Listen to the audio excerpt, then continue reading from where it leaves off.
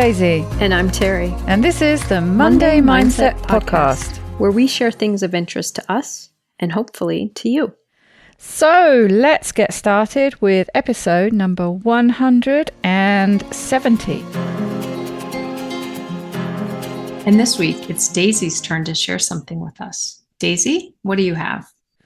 Well, Terry, I'm quite excited because I have got a new podcast to share with you. Well, it's not a new podcast. I think it's a relatively new podcast, but it's a new to me podcast.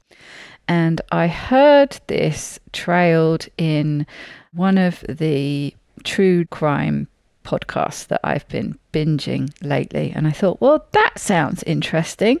And it sounds like it might fit the kind of things we talk about. And indeed, it does. It is called Nudge. It's a British host, which I quite like. A lot of things we listen to are American-based, so it makes a nice change for me to listen to a fellow Brit.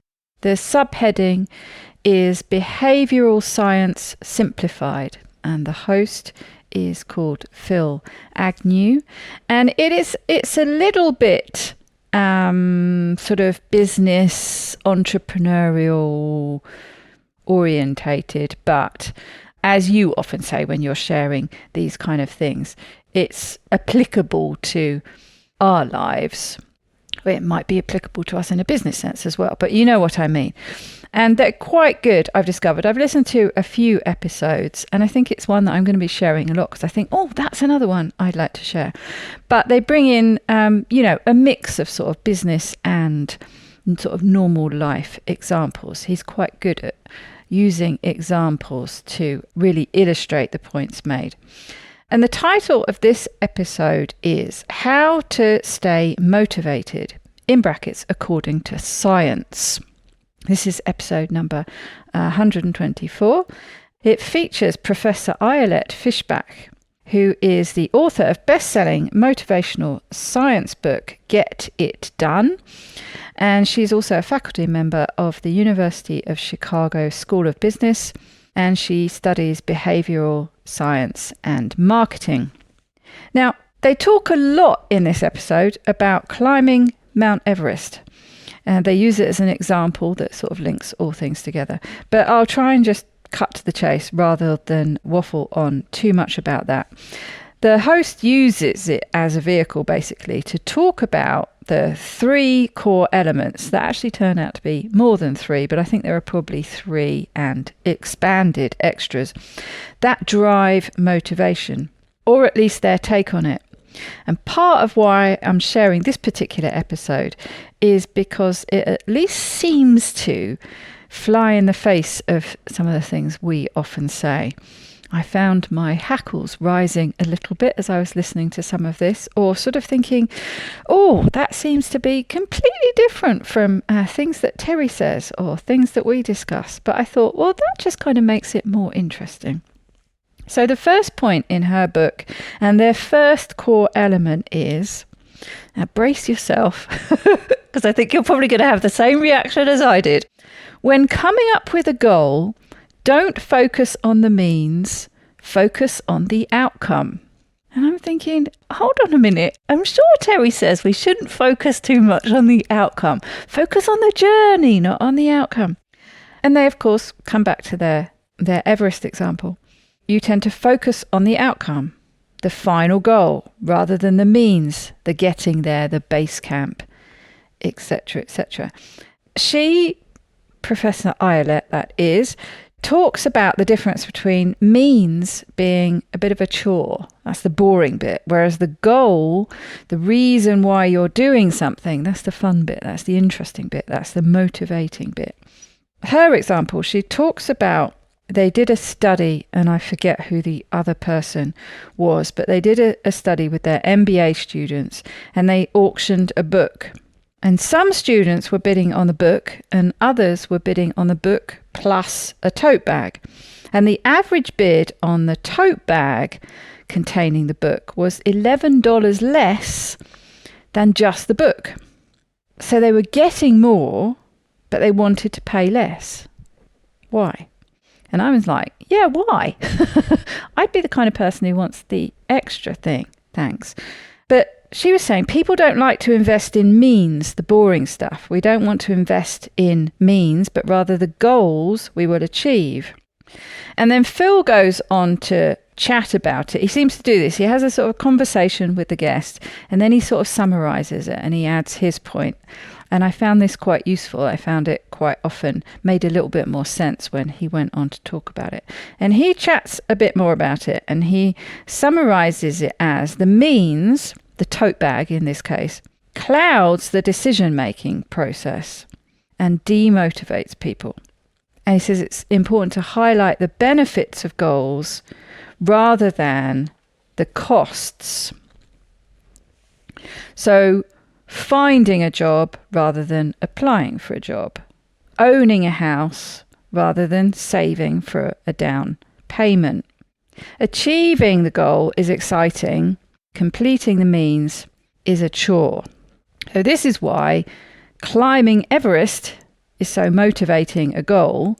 It's not a means to achieving something else, it's an outcome in itself. He says it's also a bit abstract. It doesn't really lay out, you're not really laying out how, you're just stating that you want to. And this goes on to their second core concept. When you make a goal, make it more abstract. And apparently, according to Professor Fishback, when you make a goal more abstract, our brains are wired to find them more motivating. And she goes on to talk about concrete versus abstract. So the concrete, something specific and concrete, is the how. And the abstract, she says, when you're thinking more abstractly, it's more about the why than the how. And this is more motivating. An abstract mindset, she says, allows you to think about where you want to be. You ask yourself why questions. Why questions are more motivating and easier to identify your priorities in life. It's harder when you're preoccupied with the how. And I thought, yeah, that's really true. Certainly true for me. I can get very bogged down in the details of how. And another thing about thinking about goals abstractly means they tend to fit better with each other. And she uses the examples of career and family or career and leisure time. And she says that often these things seem to conflict with each other. And we might think of them as pulling you in opposite directions.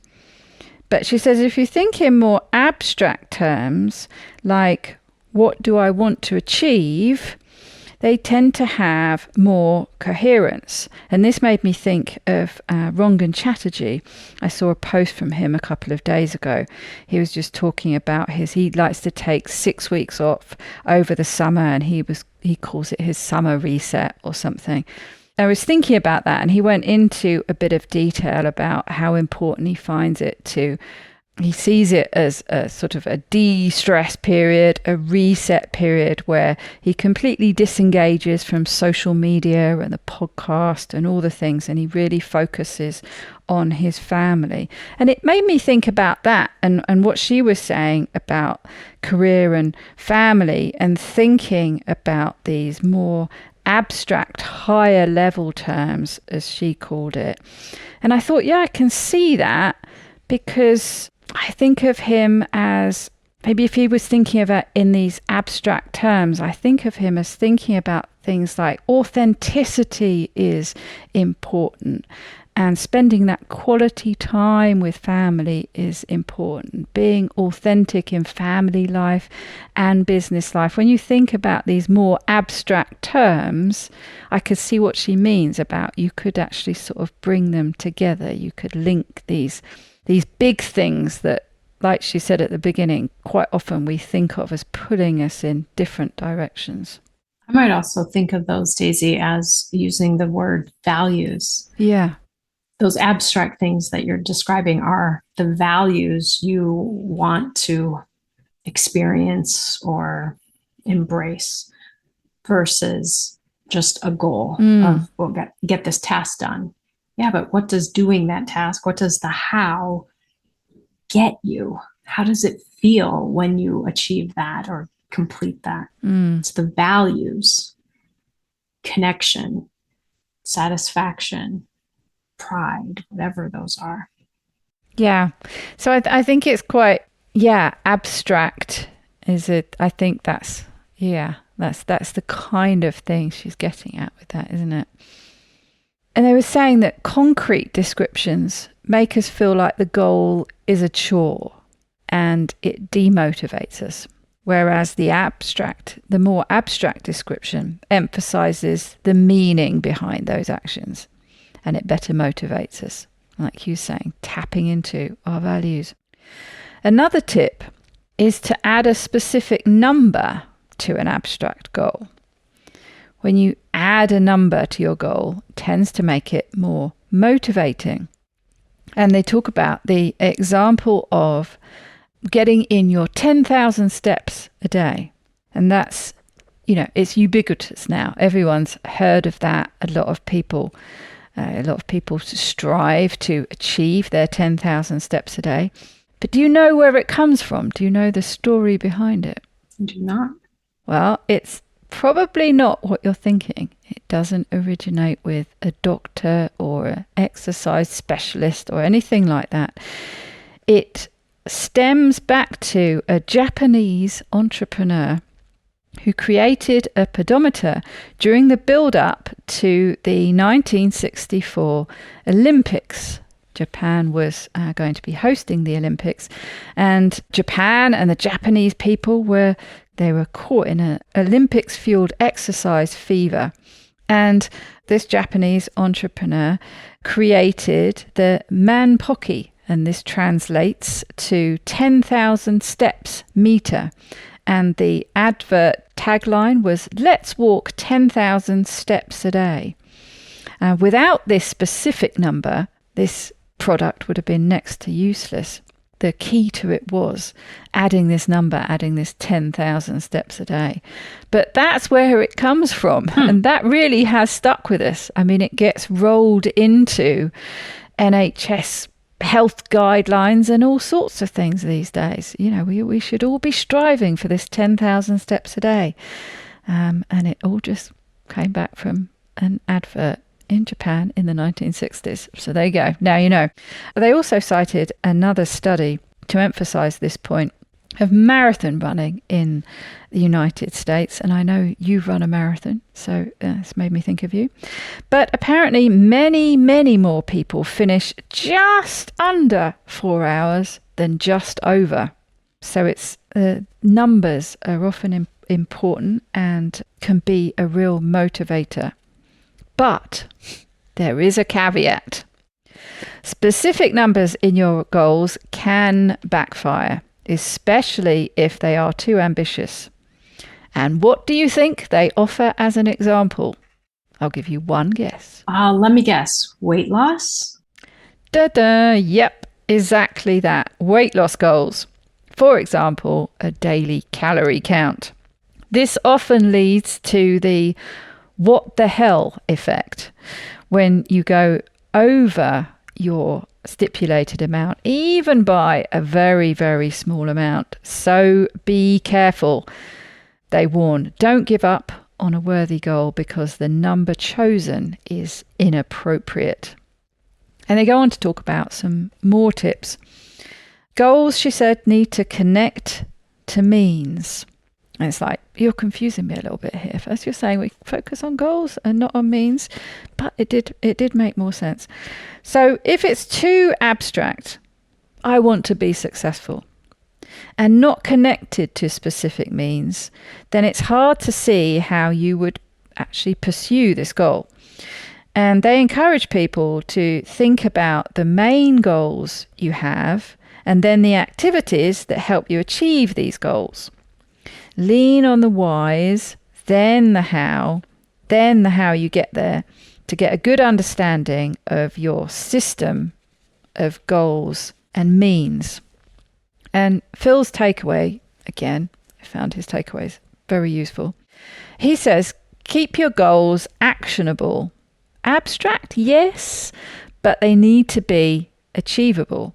And he uses the example of a color-coded system in a cafeteria for healthy, unhealthy food choices. We will not go into the very debatable details of this system. They did give some examples. Needless to say, I did not agree with most of them. But after the labels were introduced, basically red for unhealthy, green for healthy, consumption of the healthy items that had the green label on increased, and the unhealthy with the red decreased. People, he said, in general, want to eat healthier. It's a common goal shared by a lot of us, but we struggle with it because it's too vague a goal. Clear labels, he says, makes decisions easier, more actionable. So the clearer you can be about your goals, the more actionable and therefore achievable they probably will be. But he says, what if you're halfway through a goal like this that has a number attached? Should you look back and celebrate how far you've come? Or should you look forward at what is still left to do? Which of those is more motivating? And I thought, oh yeah, this is interesting. And this taps into all sorts of things we talk about, like celebrating the small goals and not doing this and not doing that. Well, I wonder what they're going to say about this. Professor Fishback says that if you're just starting on something, you're unsure of your commitment, it's better to look back at what you've achieved. And it tends to boost your confidence. When there's a specific endpoint, up to the midpoint, it's better to look back. Better to say I've accomplished 20% than I've still got 80% to go. Once you're committed though, and you feel a bit more secure, you're more experienced, you're past 50% if there's a specific number to the end goal, it's actually better to monitor progress by how much is left. 20% to go is better than I've accomplished 80%. And they use different examples, but one example was of a charity campaign that they were doing. New donors were more motivated to sign up by how much had already been raised, whereas existing donors, committed donors who were already on board, were more motivated by how much was still needed to be raised. Another example of a study cited in her book was about people queuing for bagels. People in the queue were asked to look back at the queue left behind them, and they found that the anticipation of the bagels they were about to buy and how long they were willing to wait increased when they looked back at how many people were behind them. So looking back on goals can make us more committed. And this got him thinking about incentives. Would it be better to have interim incentives, or should we just keep it for one at the end? And how many is too many when it comes to incentives? She's got some quite strong views on incentives. She said they can change the meaning of why we do what we do, and they can be confusing and backfire if we're not careful. And she talks again about a few studies, but one that I found really interesting, done in the 70s apparently, with children and drawing. And to start with, they drew because it was fun. You know, they focused on all the different colours and how fun it was to do the drawing. But then a prize was introduced. I can't remember what they got. They got like a certificate and a red ribbon or something. And then later, the prize was withdrawn. They didn't offer that anymore. And the kids lost interest in drawing. And she said, so the outcome is you've got some confused children here. You've confused things by bringing in too many incentives. So keeping the why simple and clear is important. And incentives can confuse you. They can be overwhelming. The last thing that is very motivating is an element of uncertainty, which might explain why things like gambling and playing the stock market is so alluring to many people. A study mentioned where people were bidding on either a bag of chocolate truffles that contained 2 or 4 truffles versus a bag containing 4. And the bids were higher on the bag containing 2 or 4. Now, I didn't understand that at all, because I'm sure I would bid more on the bag that I knew contained 4 rather than the bag that might contain 2 or 4. I could understand it if one bag contained anywhere between 2 and 6 and one bag contained 4. But I didn't really understand it with her example, I have to say. But overall, they said that people might not like uncertain incentives, but they will work harder to get them and be more motivated. So in summary, if you're trying to motivate yourself or others, focus on the outcomes, not the means. Your goal should be something like read a book a month, not read for 10 minutes every day. Number 2, your goal should be a bit abstract. Have a New Year's resolution of something like, I want to learn a new skill versus I'm going to learn Spanish for a week. Number 3, an abstract goal should contain some concrete numbers. 10,000 steps a day is more motivating than going for a walk. Number 4, if you're starting out on a goal and are uncertain about achieving it, look back at what you've accomplished. If you're nearing the end and are more committed and need a boost, look at how little there is left to go. Look forward at what is remaining. Number 5, too many incentives can be demotivating and overwhelming, so be careful how you use them. And number 6, make some of your incentives uncertain. So I don't know how you feel about some of those. They seem to, like I say, they seem to kind of fly in the face of some of the things we said, or maybe just coming at it from a slightly different direction. Because actually when they explained it a bit more, I got it a bit more, and it didn't feel quite as different to some of the things we talk about. I think sometimes when I hear someone have a philosophy, they wrote a book about it or they do a TED talk about it, part of me is like, oh my gosh, this is the new best thing. And then other times I'm like, wait a minute, that goes against everything I've learned. I don't like that. So I tried to listen just openly as you were describing it. And there definitely are some things that it butts up against that I've read and listened to. But I also know that almost anything that people are working on, some of us are going to respond better one way and some of us are going to respond better the other. So I'm starting to get a sense of there isn't one best way on anything. So the one example that I kept going to when you were talking about is the gap versus the gain. And I talk so much about measuring ourselves, thinking about the gain, the progress made rather than the gap, what we haven't accomplished. But if you think about this, this is in the context of a specific thing. You have a specific goal you're working toward. And up to this point, you're probably better off looking here. And up to this point, you're better off looking here. And it started to make sense. If I have a goal of saving $1,000 and I've saved $750, if I only look at the gain, wow, I've already saved $750.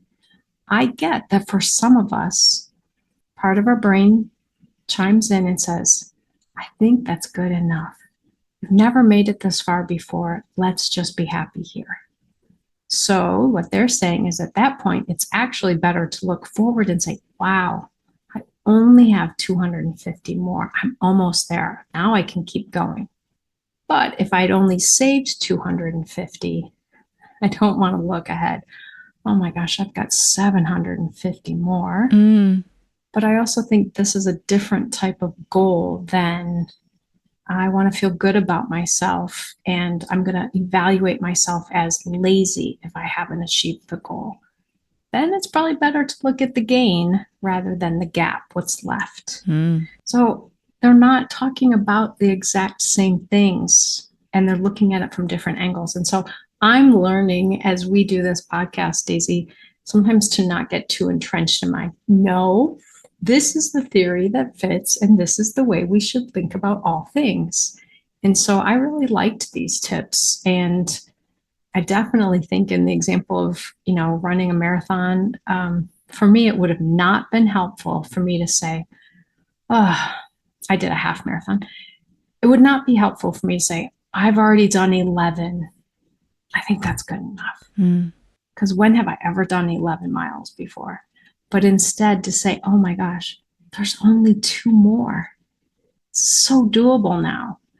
That helped to push me forward.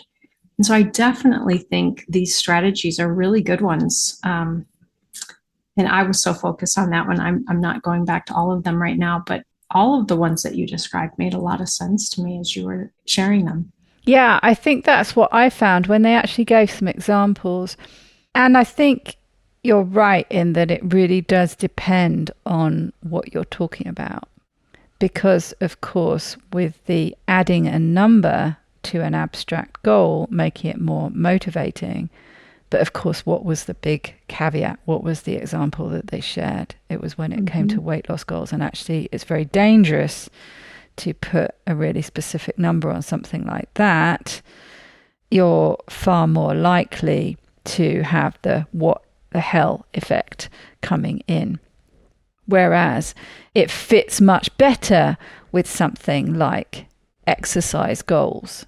You know, whenever I've done any kind of sort of challenge with myself, it is more motivating to put a number on it. When I did the, getting to 100 squats in 30 days or whatever it was, it has a number. You've got something to push for. When you're doing repetitions of something, you're doing your 10 repetitions of an exercise or something. It is more motivating when it has a number attached, but it doesn't fit everything. They talked about doing the marathon in a certain time. They talked about it not working with weight loss goals. They talked about the 10,000 steps. They also mentioned air miles, that getting to a level with air miles, people, as they saw they were getting close to the whatever, the gold level or whatever, they would push, they would travel more frequently. As soon as they were over the line, that travel would tail off. Until you get close to the next goal, and then you just push that little bit extra. So I think you're right. It's having as many different techniques and tips that you can pull from, and seeing which apply to you in general, but which also apply to specific things that you're trying to do. And even within a particular goal, you might need different strategies at different stages of achieving that goal. Now, if this is a goal that, takes a year or more, there might be a period of time where you're using one of those strategies more than another. You also mentioned the thing about exercise goals and putting a number to it. I know that's actually been helpful for me. For me, it's time. Like, it's not 10,000 steps, but I'm going to shoot for at least 45 minutes. And then once I've reached 45 minutes, I can stop. But lately, when I've been walking, and I've been walking for an hour a day, most days, I know how far I'm going to get halfway there. And so I will push it to 30 minutes because then I know how long it'll take me to get back. And if I didn't have that number, I would have turned around sooner. My walk would have been 35 minutes because that would have felt like enough. But by having a number that I set out to do, it helped me to do it. Yeah. You just push that bit more. And I can see it if you're running a marathon and you're looking at, the time, and you're, if I just push that little bit more, I can get in just under 4 hours rather than just over. That will make me feel better than, one will make me feel better than the other. Yeah. How many people start to sprint at the end? Yeah. Hey, I've only got this much more to go, and I can bring that time down a little bit. Yeah. I don't know. By the end of my half marathon, I was lucky I could still even move my legs. I don't know that I could have thought about any of those things. And I'm not even thinking about running one. But yes, I think a lot of the examples were very applicable in a more business environment. And that is kind of the angle that they're coming from with the podcast. But I still thought there were some quite interesting takeaways there. And there are lots more enticing titles from other episodes. So I am sure I will be back with more episodes in the near future from this podcast. I've been enjoying it so far. It sounds like one that I think I will enjoy as well. So now we'll have to be competing of who gets to use which nudge episode next. Okay, well, until next week when it will be your turn to share, I hope you have a very wonderful week. Take good care, everybody.